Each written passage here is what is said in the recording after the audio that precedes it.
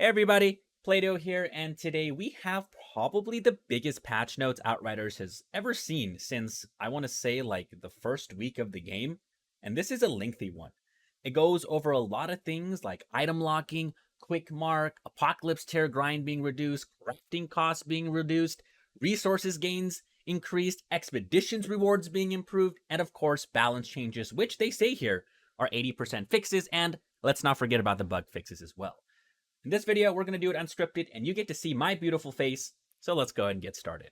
We're going to go ahead and skip the preamble here, guys, because the preamble basically talks about how they took community feedback and took a look at their analytics to make a lot of the adjustments we're going to be seeing. So, moving forward right into the balance changes, we're going to start with the general balance changes and starting off with Apocalypse tier leveling. So now, starting from Apocalypse tier 20, the requirement to level up each Apocalypse tier has been reduced by 10%.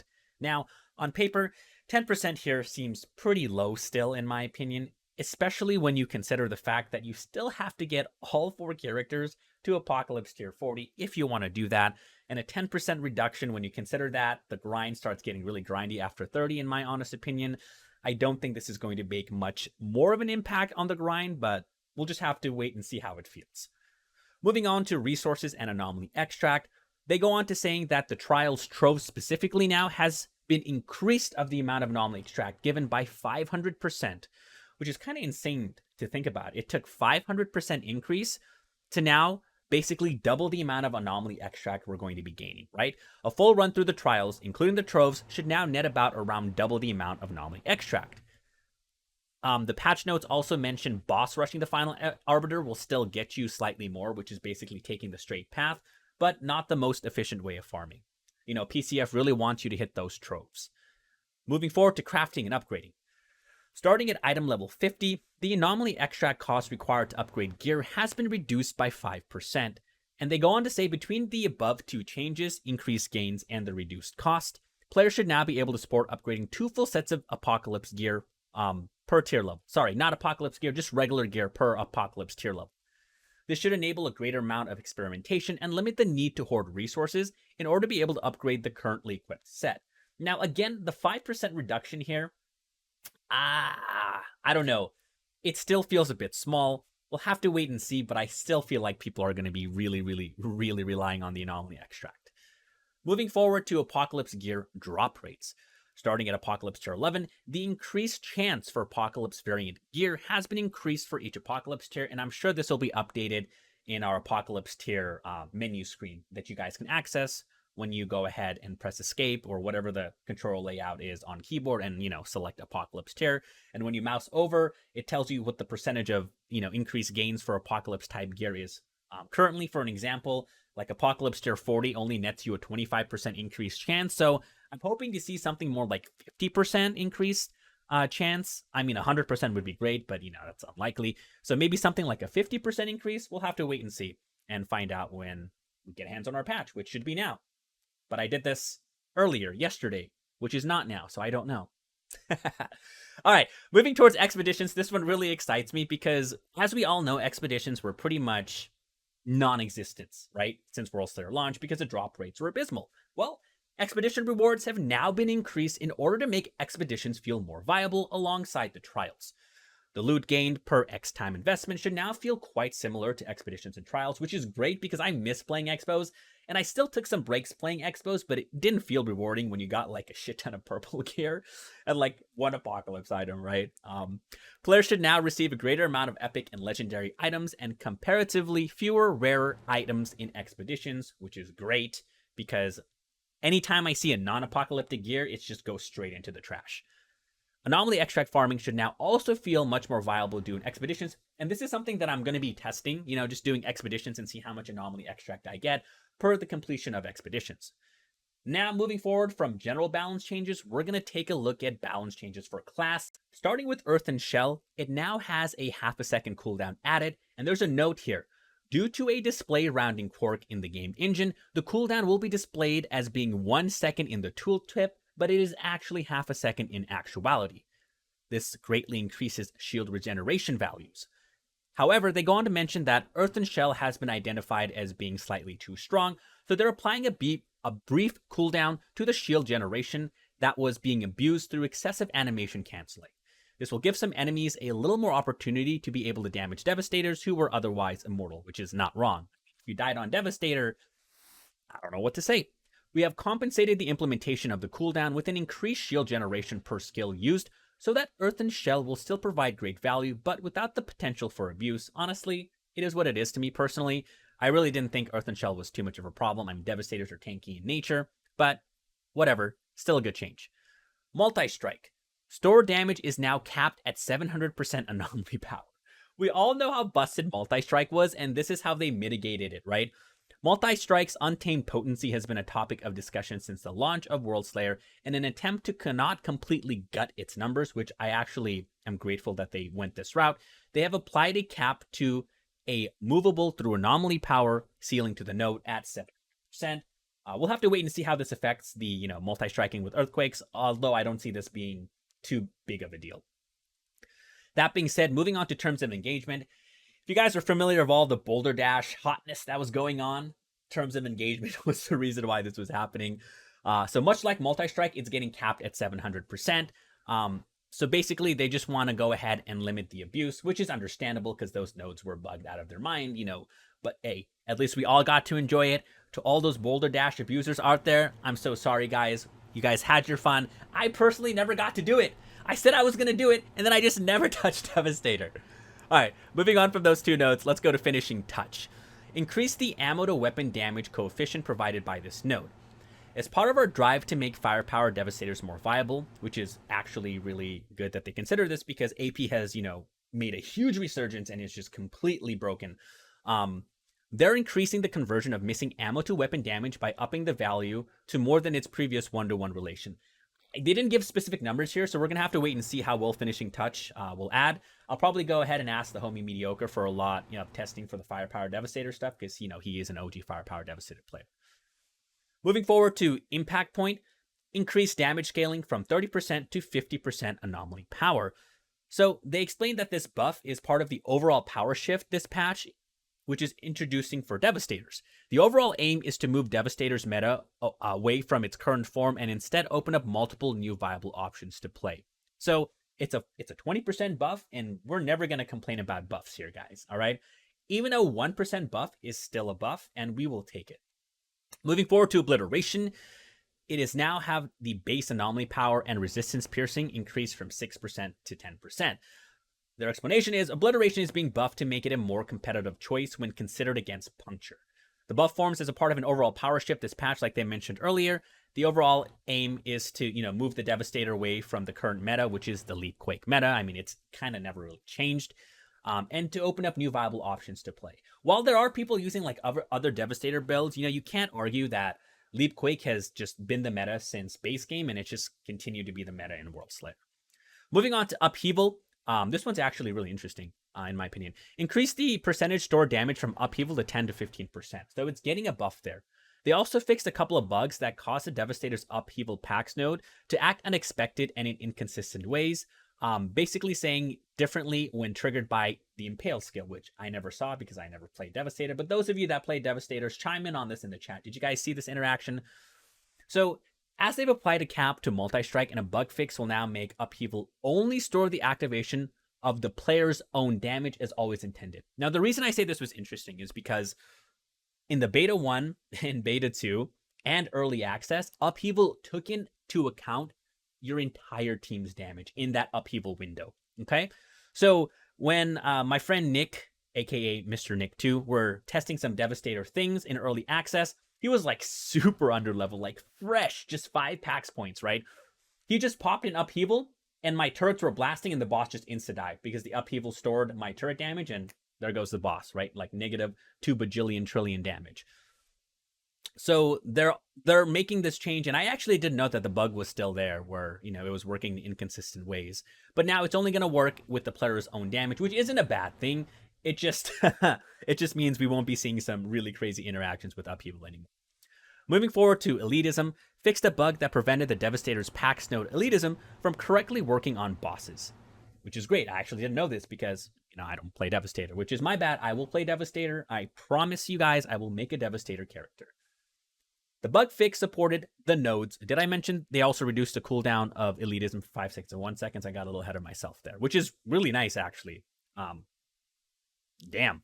The bug fix supported the node's core purpose, providing power when fighting elites and boss enemies. However, during their analysis of elitism usage and behavior, we identified that its previous uptime was clocked at around 50% at best. Reducing its cooldown should allow players to maintain elitism almost perpetually when fighting elites and bosses. So, to those that were looking for elitism buff, there we go. Moving forward to overwhelming force, the increased armor to damage conversion is now being increased from 40 to 60%. Overwhelming force conversion is being bugged in order to incite more players into trying... Wait, what? Playstyles it supports while also providing competitive synergy between this pack node and changes we have made to some Devastator legendary sets. Wait, overwhelming force conversion is being bugged? So does this mean they're purposely bugging this node to make it more usable? Okay, that part might be like a lost in translation thing, right? Overwhelming force conversion is being... Okay, I'm spending too much time on this already. Let me know your thoughts. Moving on to Paladin and Champion, and I think this one is honestly the biggest change in the whole Devastator balance change, in my honest opinion. So if you guys don't know, and the reason I'm not going super in-depth into all of this is because there's so much to cover. If you guys don't know, like, for example, what Overwhelming Force is, what Elitism is, just Google it, all right? Get to the Outriders wiki and go ahead and find that information. So for Paladin and Champion, they have now removed the protection keyword requirement and changed both nodes to activate on any skill. That's huge. So if you guys don't know, Firepower Devastators were like legitimately forced to run Golem and Reflect Bullets to take advantage of these nodes, right? So the fact that the protection keyword requirement has been changed on both nodes means no one's going to touch Reflect Bullets anymore, and Firepower Devastators might actually be looking really, really good. Again, I'll reach out to the homie Mediocre to double check all of this, have him test a few things, but I'm sure he's going to be happy about this. I mean, when I saw this change, I kind of creamed my pants too. Now I don't play Devastator. Like, this is actually a really, really, really huge change. Moving forward, they're also adjusting Mighty Tank. They've increased the percentage cap from 40% to 50% for both Anomaly Power and Firepower. They're raising the ceiling for Ward and Devastator so they can reap more benefits from fully committing to armor stacking. Great, I guess. I mean, Warden's kind of been just kind of a meme. And to anybody out there that prefers to play Warden Devastator, y'all need to go outside and touch some grass or something, because even I'm not going to put myself through that. But, maybe it's better now. Probably not. All right, moving forward to Despair. This one's going to put a lot of Devastator players into despair, but only momentarily and briefly. So they've reduced the percentage of its anomaly damage multiplier from 100% to 30%, and I don't blame them for doing this, right? Because with the Worldslayer, they introduced a systemic solution like they mentioned here to debuff mods. They equalized them across the board to 30%, and I'm sure you guys noticed that a lot, right? But Despair was the single outlier. This led to Anomaly Power Devastator's meta becoming extremely static, as they go on to saying Leapquake has just still been extremely dominant, which is true, and I touched on that earlier as well. This was the result of being able to access both the old Paladin nodes and Despair at the same time, and acquire effects that other build permutations could not achieve, and they're hoping the changes they've made to Despair and everything else throughout that we're going to be reading on the Devastator set here, opens and widens up that build variety for Devastator. And to everyone that's probably going to go in the comments, and if you do go to the comments saying, "Oh no, they nerfed Despair, I can't play my Anomaly Devastator anymore, what do I do?" Well, think outside the box, because the multiplier going from 100% to 30% isn't going to not make Anomaly Power Devastators not good anymore, okay? You guys have to understand how really, really, really good a 30% damage multiplier to anomaly damage is, right? Anomaly damage being the single most best stat in the game, and Despair going to a 30% anomaly damage multiplier, it's still going to be extremely powerful. Moving forward to bullet acceleration, the base damage has been increased from 33 to 60. With Paladin and Champion unshackled from the protection keyword, we are keen to add offensive values to reflect bullets so that it's not a lost and abandoned skill. This should give players incentive to keep the skill for its full duration. Will it? It's reflect bullets. For the short amount of time I've played Devastator, and I'm sure all Devastator mains or players can agree, I mean, reflect bullets is just... It's not that it's bad. Well, okay, it's bad, but it's just also cumbersome to use, right? The whole animation. Anyways, I digress. Moving forward to the strongest first. Increase the damage to enemies with the highest HP from 50 to 75%. Not bad. With Paladin and Champion Unshackle from the protection keyword. Again, I don't know why they use the word Unshackle. That's funny. They're keen, again, to add offensive values to reflect bullets so that it's not a lot. I mean, they're just copy and pasting what they said, all right? It's literally what they said to bullet acceleration, they copy and paste it here. All right, moving forward to the Bannerlord Legendary set. They have added an extra functionality that provides a 35% anomaly power bonus. Nice! Fundamental changes made to any gear pieces may not apply to existing items due to the way the game spawns and store loots. Any newly dropped gear pieces should include the stat changes if the existing items remain ineffective. So what this basically means is your old Bannerlord Legendary sets will not be updated to provide the new set functionality. You're going to have to reform it, right? So just like the changes they made to the Plague Sower set being instead of close range damage, and they swapped that out for long range damage, all your old Plague Sower pieces will still have close range damage, and all the new ones you now get will have long range damage. So that's what this is saying. So, the Seismic Commander set has long been the dominant Devastator pick due to its multipliers, required skill sets, and its effective values concerning cooldown reduction when compared against damage multipliers. Giving the Bannerlord set an extra anomaly power should help it make it more competitive against the Seismic Commander set, and I'll let the Devastator homies confirm this fact because I've never touched it, so I don't know. Moving forward to the Marshal's Legendary set, increased both percentages of shared physical and anomaly damage from 30 to 50%. This is actually really, really nice. Like, remember how I went on that little small tangent on Despair, but how really good anomaly damage is? Well, another 20% increase here is actually pretty hot. So as mentioned in the Bannerlord explanation, the Seismic Commander set is too OP, prevents other sets from being viable. They believe that this is going to fill a certain niche for the Marshal set, should excel in tailored environments, and should visibly outperform the Jack of all trades sets such as Seismic Commander. I'm gonna let Mediocre mess with more of this stuff because, you know, he's the Devastator tinkerer scientist that I know, so I'm sure he's gonna whip out that Devastator and start testing a lot of things. And if you guys want me to relay all this back to you, I definitely can. I mean, let me know in the comments section down below what you guys want me to go over in terms of these changes for the patch notes in another updated video once we've had a bit more time to let the patch settle in. All right, moving forward to the Concussioner's Legendary set. The primary attributes has been switched to firepower. Secondary attributes has been switched to contain close range damage and status power. Fundamental changes made to any gear pieces, blah, blah, blah. Again, they're just saying you get new gear, it's going to drop with the new stats. You get your old gear in your stash and inventory, it's still going to have the old stats. The Concussioner set suffered from a severe case of identity crisis. You don't say. The set was initially designed as an anomaly power bruiser, but progression layers within certain PAX nodes were not cooperating with the set's premise. We have decided to shift the set to support firepower builds in the same way that Deathproof set might. Mediocre kinda got a hard on here. For both of these sets, damage is generated primarily from armor stacking and the set bonuses effect. This change for the Concussioner set should also unlock better synergy with the PAX node through overwhelming force path. Mediocre, you know what to do. Moving forward to the Statue's Leg slot. Item now provides bonus firepower instead of maxed health. Great, because nobody wants max health on their items. My god, can they just change this as like a permanent change for every gear piece that drops with max health, just to change it into like anomaly power or bonus firepower, please? I don't know any player that plays Outriders single-handedly going, yes, I got a piece of gear with max health. I digress. Same thing. If you have an old piece of gear with Statue's Leg that has max health, it's not going to get updated to bonus firepower. Sorry for the drama there. But yeah, any new pieces you get, they're going to drop with firepower for you. So nice. All right, moving forward from Devastators, we now have the Technomancer. So for the balance changes for Technomancer, we're starting off with Lethal Devices.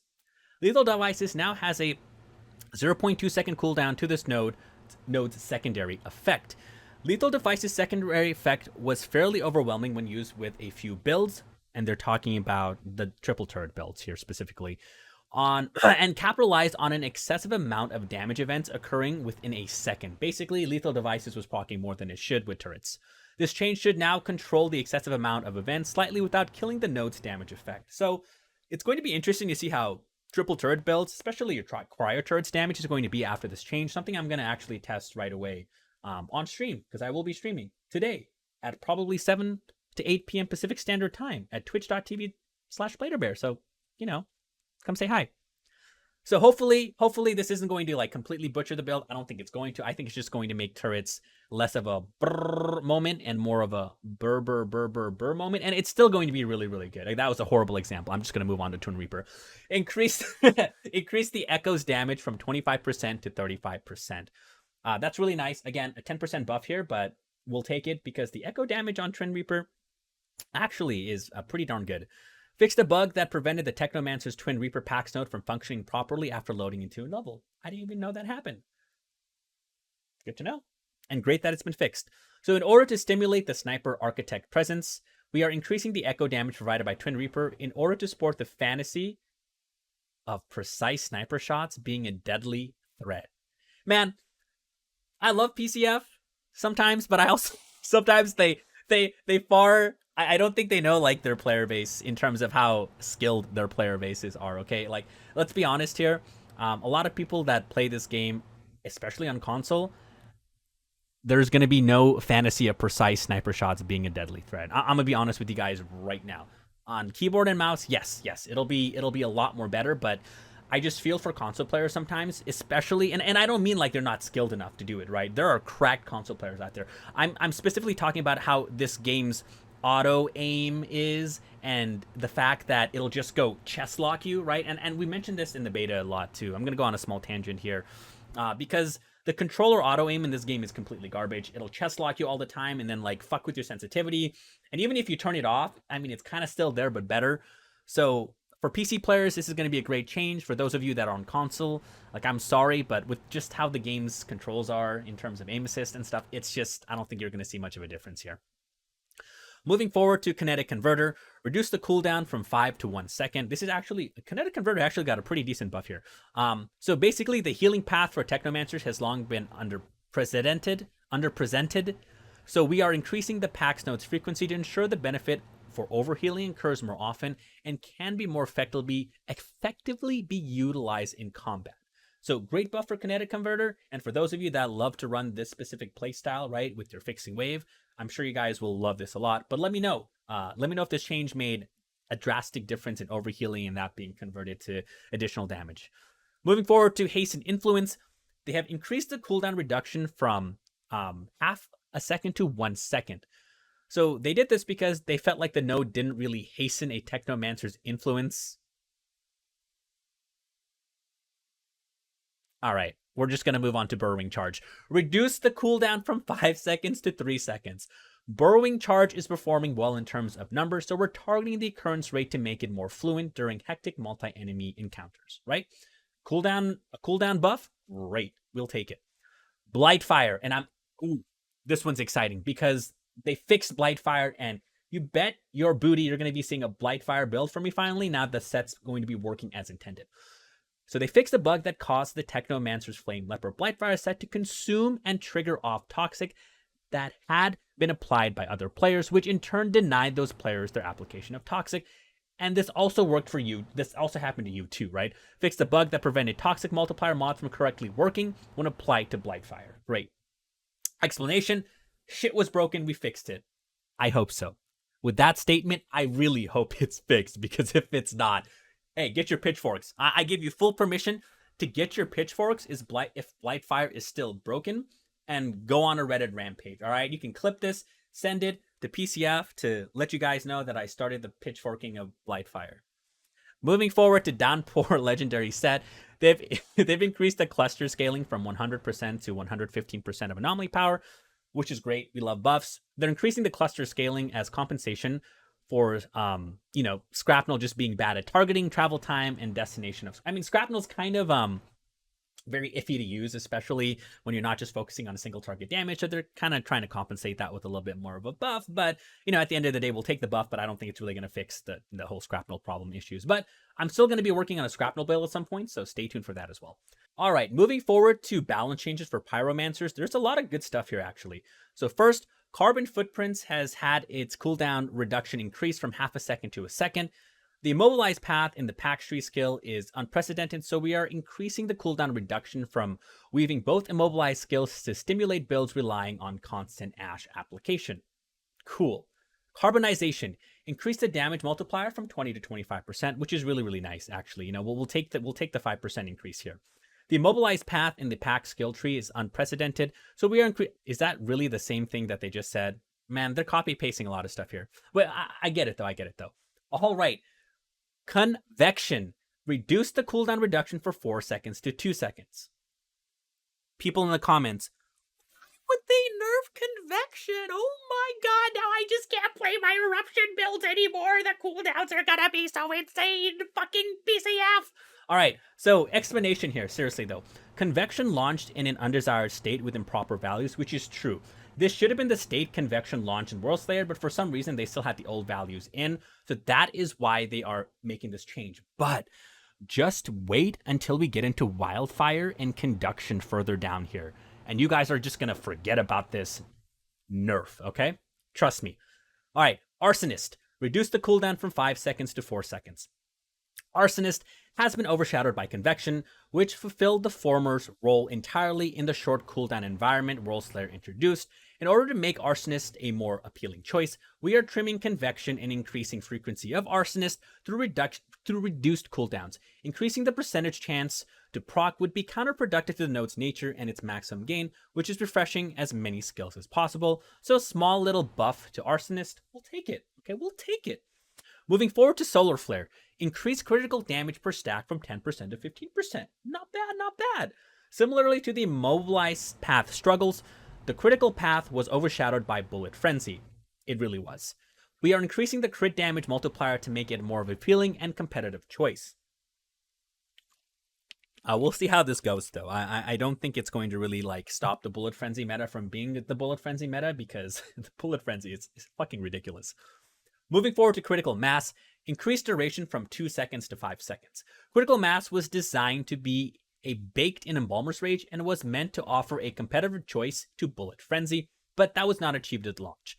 We are providing more leeway to this node through its increased duration so that players can enjoy guaranteed crit shots for longer periods of time, while also offsetting troubles with scoring critical shots on beast enemies or very mobile humanoids. To be fair, I really like this change on Critical Mass. The 2 second duration was kind of a meme, to be perfectly honest, but having it be 5 seconds, oh man.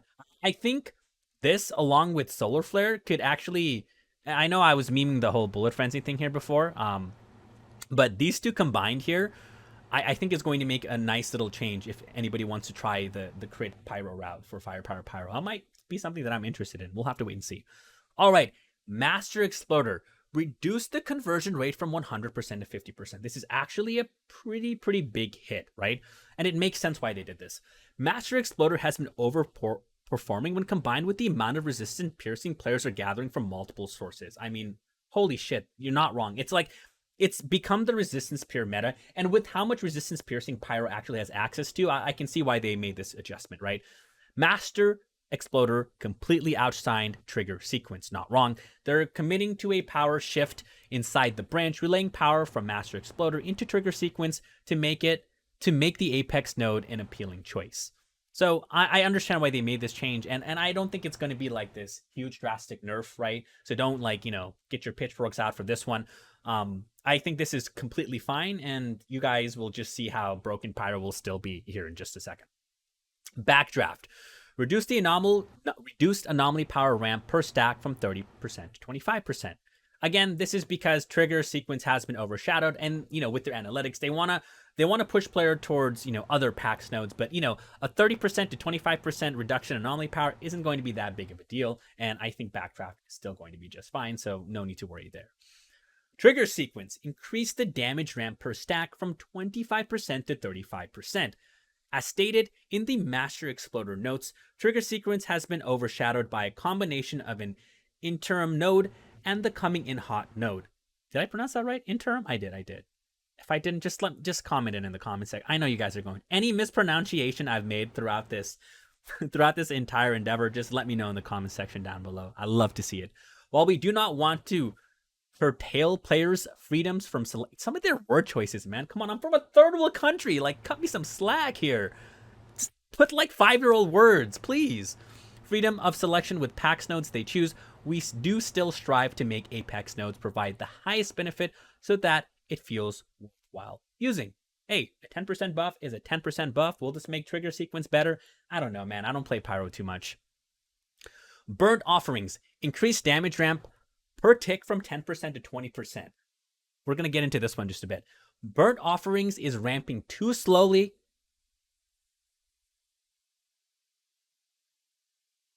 Burnt offerings is ramping too slowly?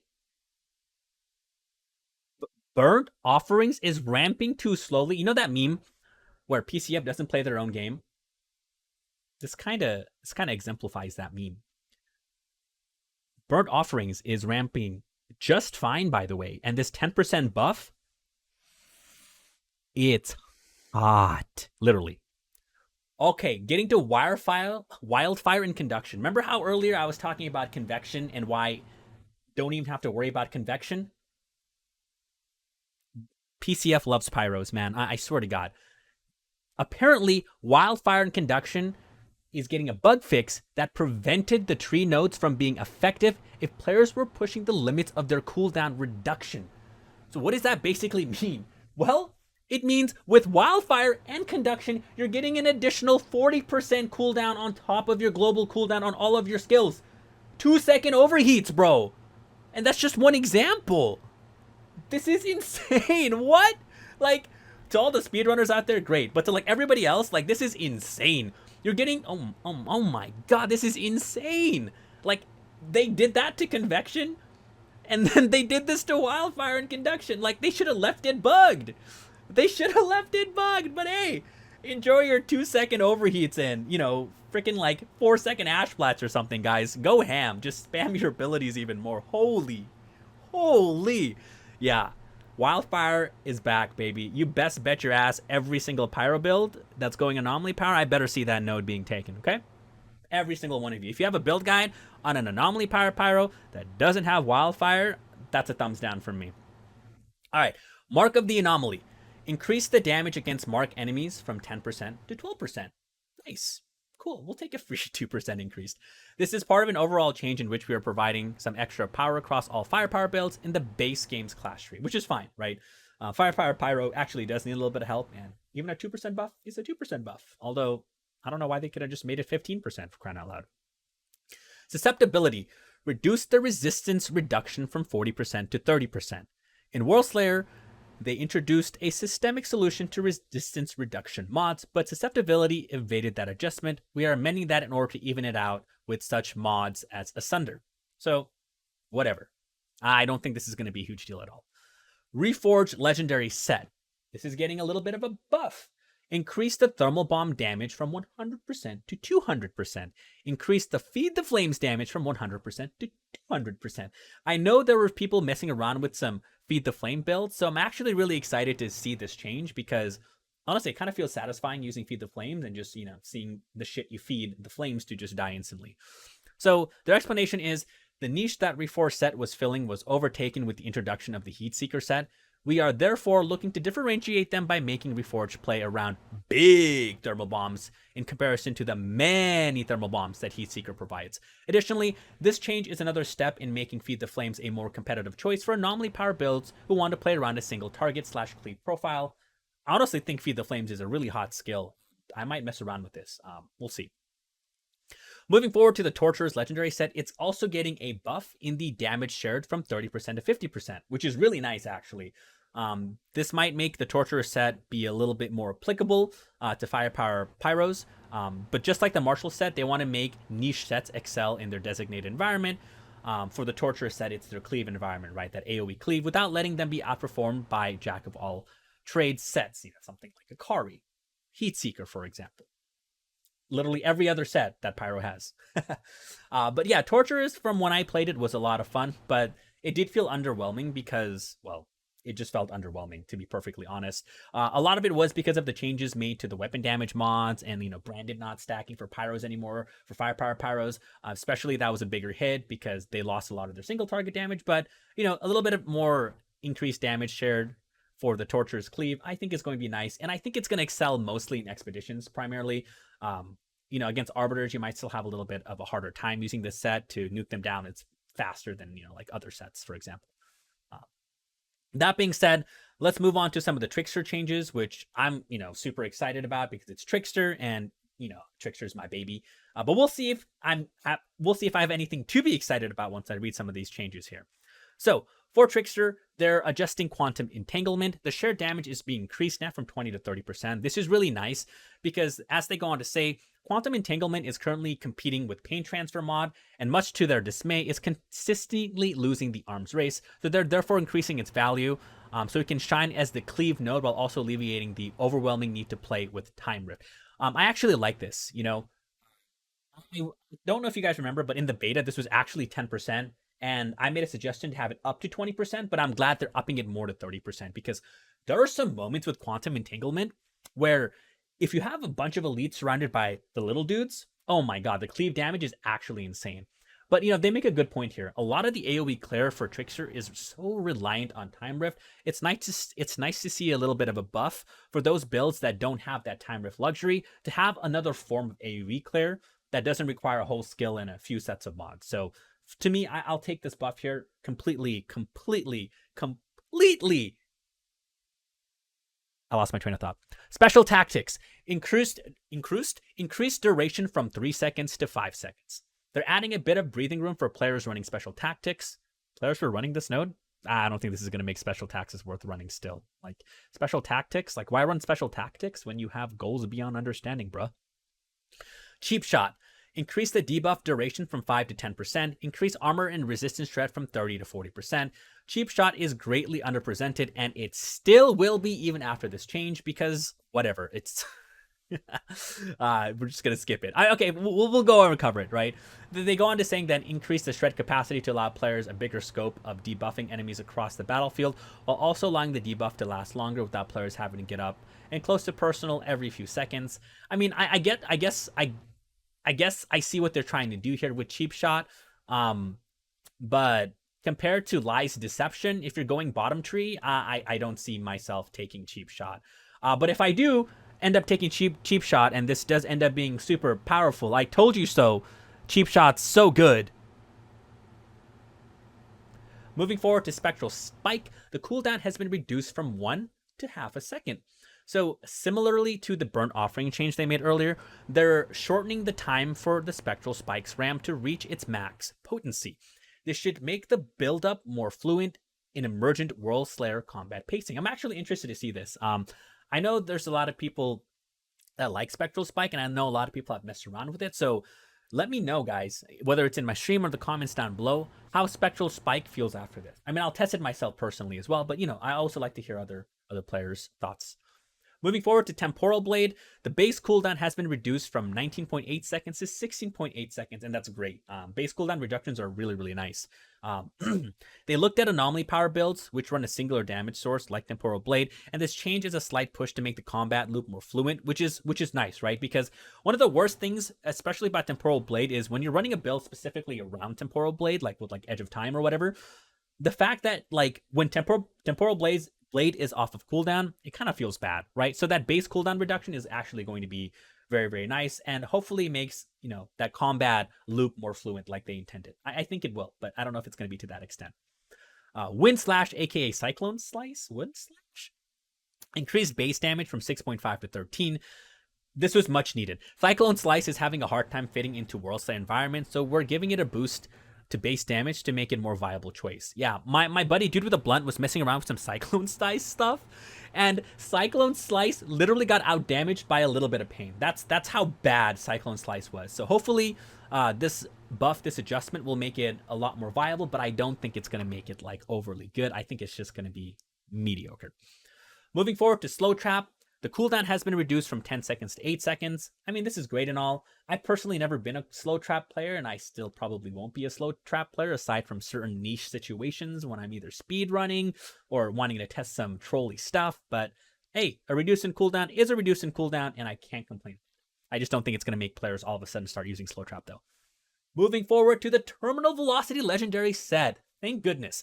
The weapon damage bonus is now being increased from 60 to 80%.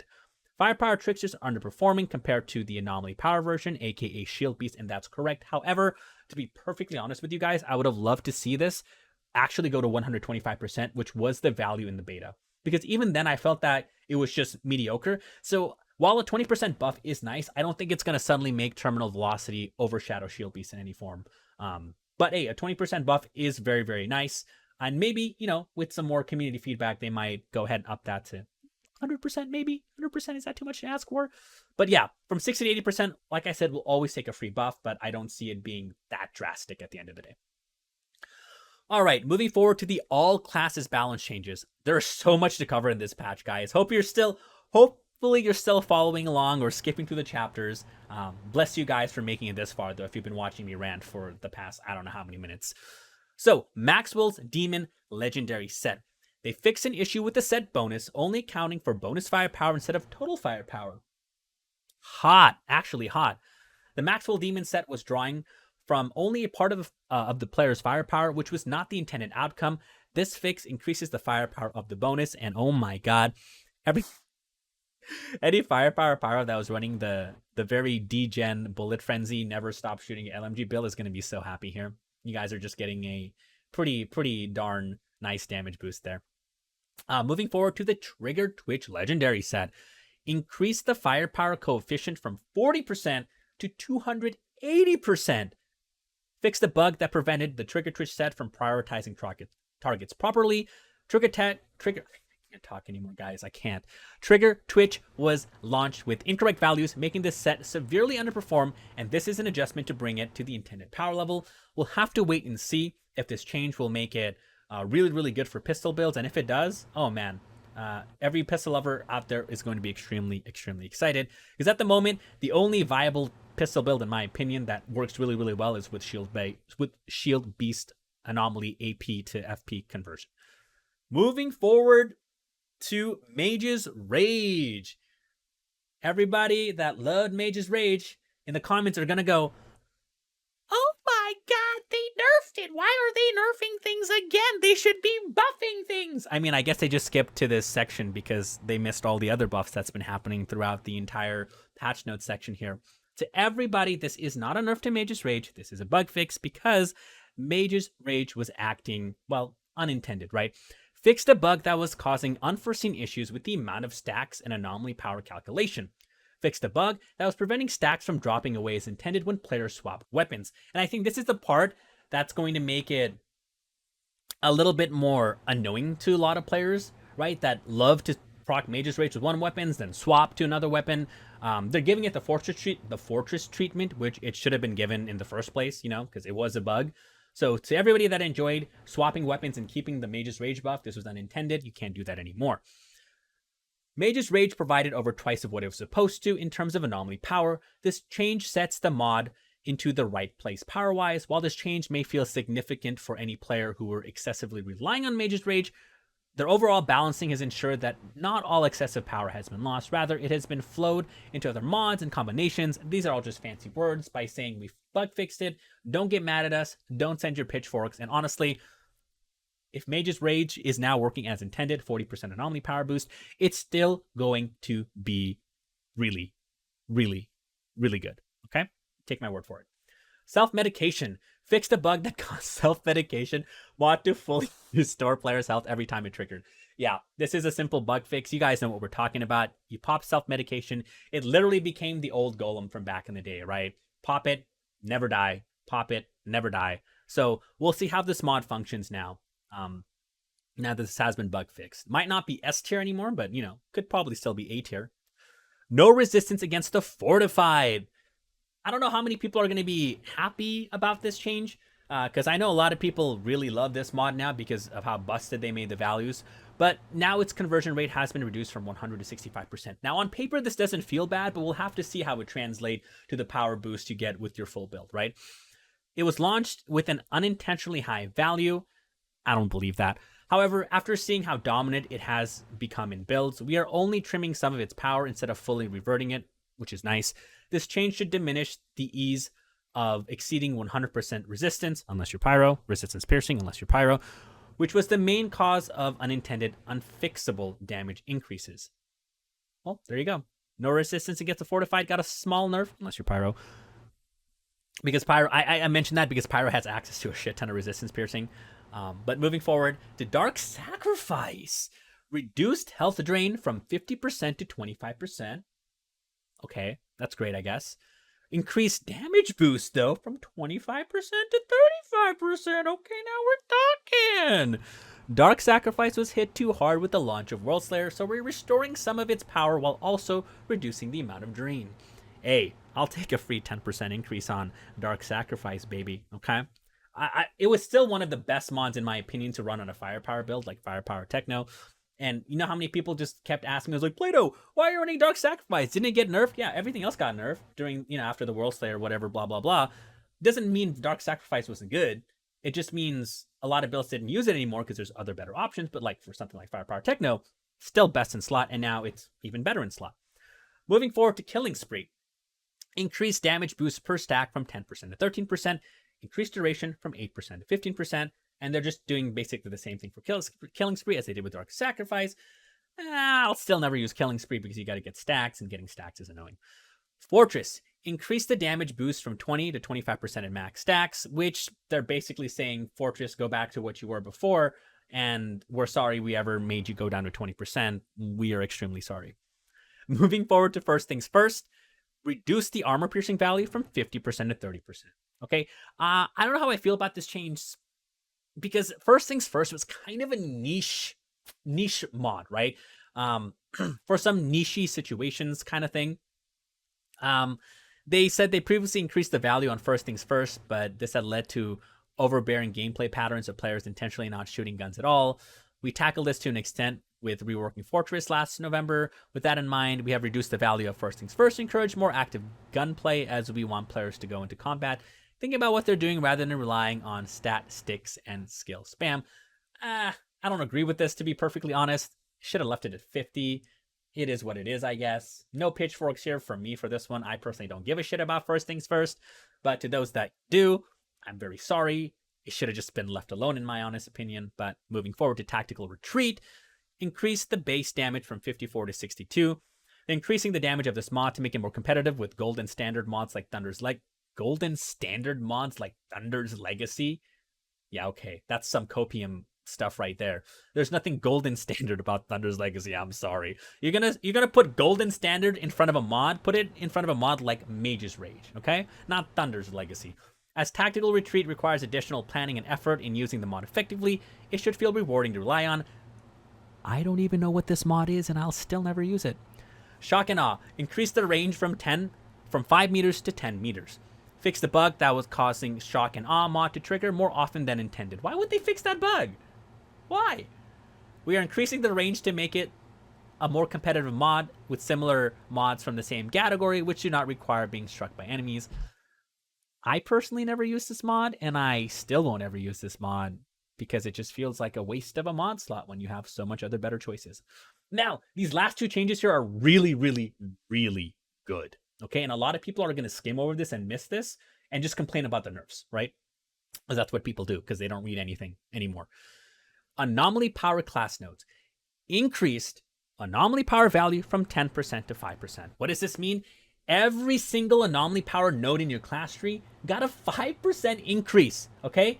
Pyros, Dev, Techno, Trickster. Oh my god, this is huge. And the same thing happened for weapon damage values. It says anomaly power class nodes here. This is a typo. This should have said weapon damage class nodes because they did the same thing for weapon damage values from 8% to 15%, right? So these two changes are actually really, really, really significant, and they're actually such huge buffs that it's probably one of the better buffs I've seen throughout this entire thing I've read so far. right? Aside from Wildfire and Conduction being bug fixed, which I thought is fucking insane.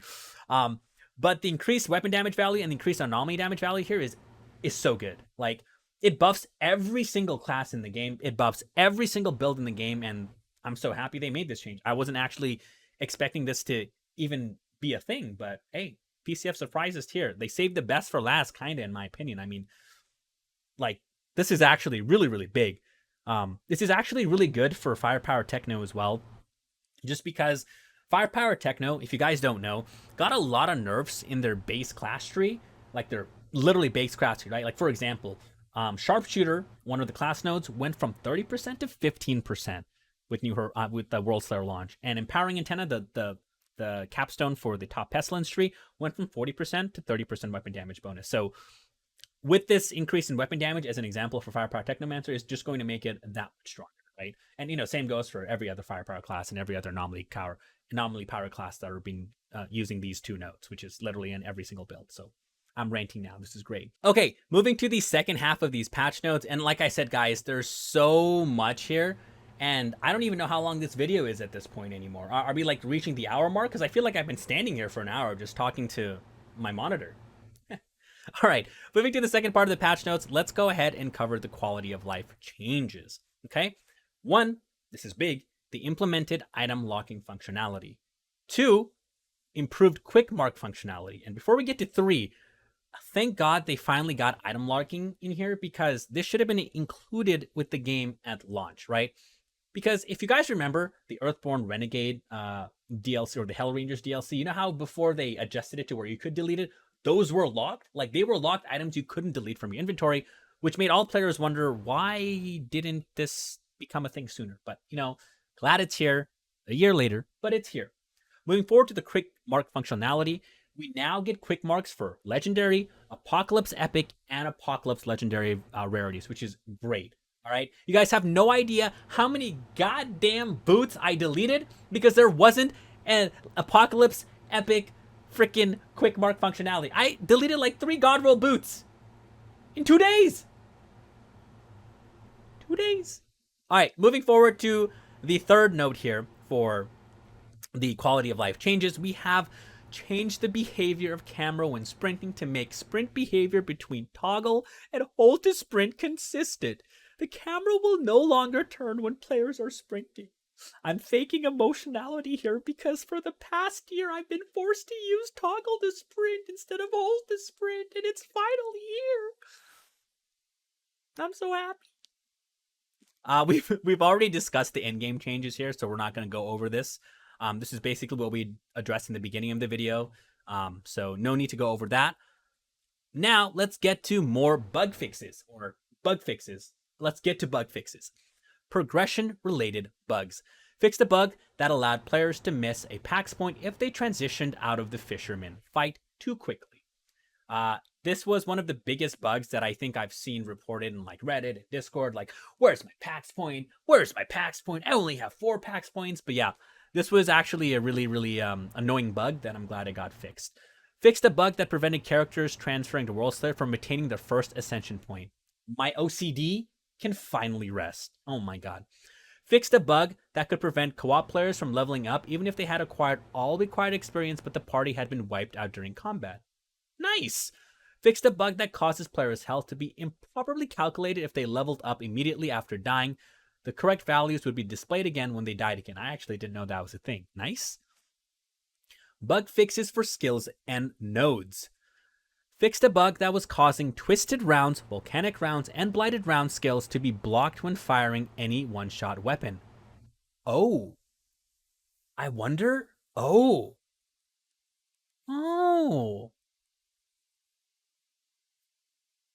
I'm going to hold my thought on this one and share it with you guys some other time.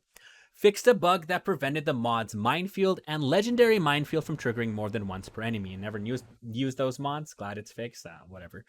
Devastator. Fixed a bug that prevented the Devastator's PAX nodes, Finishing Touch, and Earthen Shell from properly working after the player had transitioned from a no weapons area. I didn't even know that was a thing. That's really nice. Great, because that would be so annoying. You know, resetting your PAX tree every single time you play Trickster. And when, you know, you either return to lobby or you die. Got to go back in there. Goals beyond understanding. Okay? Are overwhelming. If I don't see that bug fix in the Trickster node, I'm going to read. Technomancer. Fixed a bug that prevented Technomancers from activating the Pain Launcher skill if they were too close to covers or walls.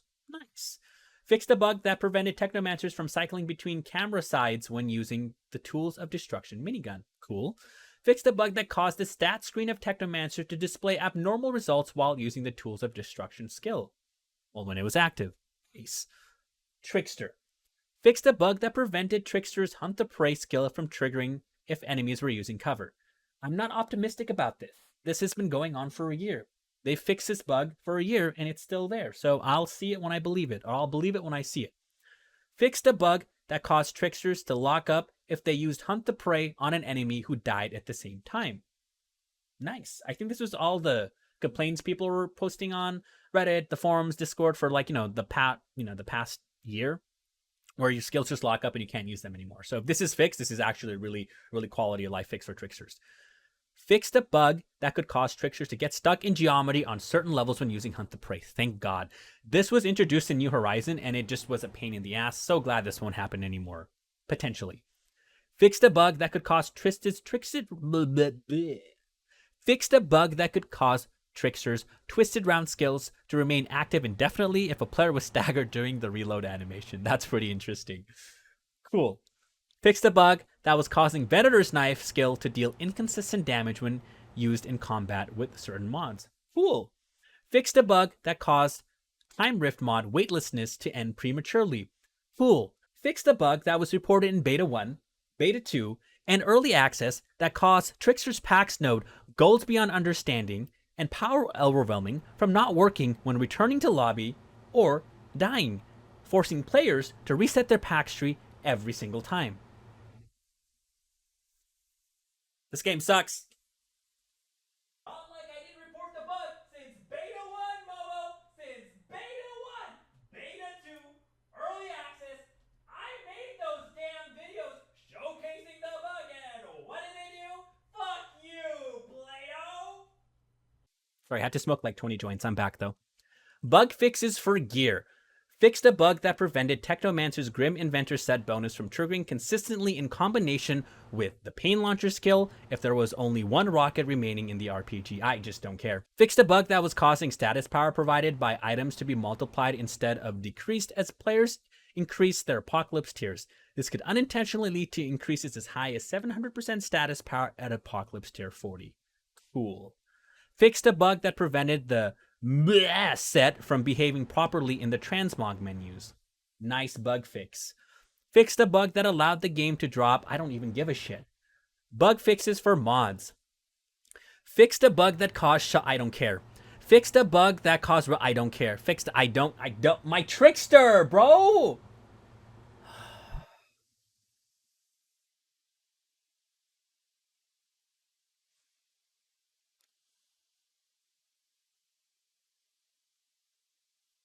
My blood pressure. My blood pressure. Anyways, let's continue. Might as well. Fixed a bug that caused shock and awe mod to trigger more often than intended. Cool. Fixed a bug that caused the relativity theorem mod to inconsistently refresh and in some cases even extend cooldowns.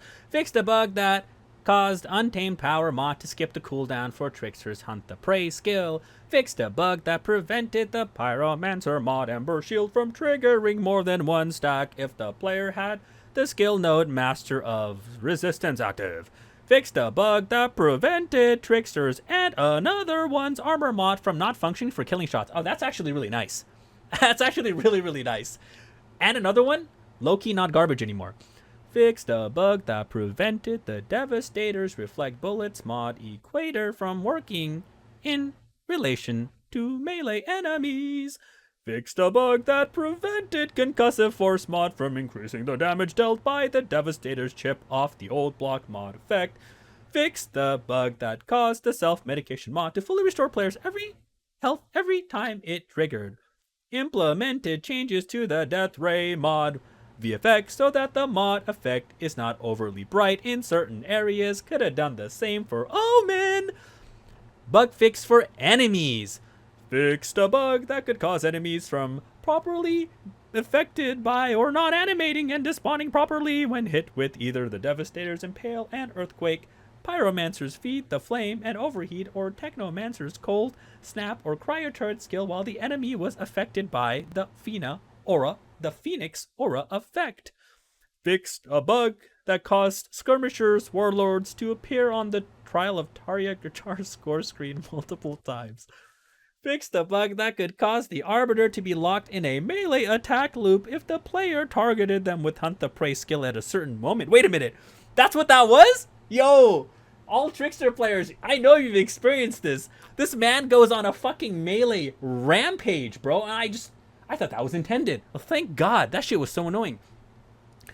Fixed a bug that allowed players to interrupt adherent enemies' abilities with regular weapon shots. I mean, those enemies are a joke anyways, so great. Fixed a bug that allowed players to enter cover when affected by the Executioner's Chainlock ability. Isn't that guy just like in the campaign? I mean, you don't even see him in the in-game. Improved the consistency of the Shadow Beast melee attack in relation to the Claw VFX. Fixed a bug that was causing co-op players to be momentarily held back if hit by a Forest Strix projectile. Fixed a bug that allowed Vanquisher enemies to rotate while executing the Suppressive Fire skill. Fixed a bug that caused Snow Behemoths to become idle if their Rock Plower skill was avoided by Devastators using Gravity Leap. Fixed a bug that could cause enemies to be stuck in an animation loop by players using the Concentration Blast mod, or Pyromancers using Overheat skill. Fixed a bug that prevented the crawler in the Cliffside Path arena from moving away from its spawn location. Fixed multiple bugs that prevented melee enemies from reaching players in certain locations. Multiple improvements to make the VFX of enemies' abilities more consistent timed with their effects. Let's move on to bug fixes general. Fixed a bug that reset auto-loot filter settings and returning to gameplay from the lobby. Fixed a bug that caused Worldslayers and Apocalypse gear to appear in Tiag's rotation for players who had not upgraded to Worldslayer. Fixed a bug that caused Clients players to be seen an incorrect number of retries remaining for the Trials of Tarja when exiting lobby and using continue. Huh? Fixed a bug that caused client players. Okay, never mind. They're not fixing the return to lobby stuff. It's still there. Fixed a bug that was causing the armor worn by other players to jitter and jump in multiplayer. Resolved clipping issues. Resolved issues related to camera movement during cutscenes. Implemented multiple improvements and resolutions for issues related to light and shadow. Improvements to certain areas where FPS drops were observed. That's actually really nice. Multiple bug fixes related to audio and SFX not playing or not ending properly. I turn all this shit off anyways. Multiple improvements to geometry, correlation, and placement of enemies or items. Multiple bug fixes related to quest progression blockers. Various other minor bug fixes and crash fixes. As you can tell, I care so much about all of that. I'm just really disappointed they didn't mention goals and power overwhelming, the Trickster Pax node being bugged.